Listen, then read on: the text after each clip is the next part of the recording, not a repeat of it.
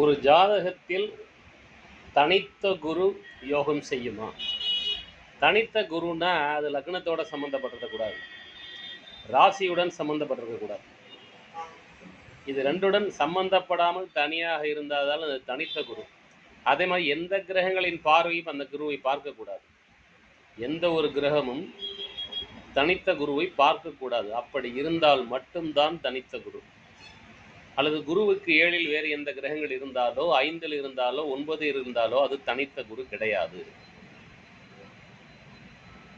இது ஜோதிடம்ங்கிறது ஒரு பெரிய கடல். இதில் எவ்வளவு விதி இருக்கோ அவ்வளவு விளக்குகளும் உண்டு. நாம் ஜெயிக்கணும்னா அந்த விதி விளக்குகளையும் கவனிக்கணும். கவனித்து எந்த விதிப்படி நம்ம ஜெயிக்க முடியுங்கிறத கண்டறிந்து அதை முறையாக பயன்படுத்தினா ஜெயிக்கலாம். தனித்த குரு என்பது எந்த கிரகங்களின் பார்வையும் எந்த கிரகங்களின் சேர்க்கையும் இல்லாமல் தனிமையில் இருப்பதாகவும், அப்படி இருக்கும் குருதான் தனித்த குரு.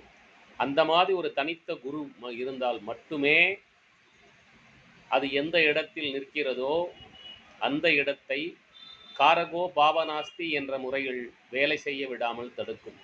மற்றபடி கிரகங்களின் பார்வையில் உள்ள குரு தனித்த குரு கிடையாது.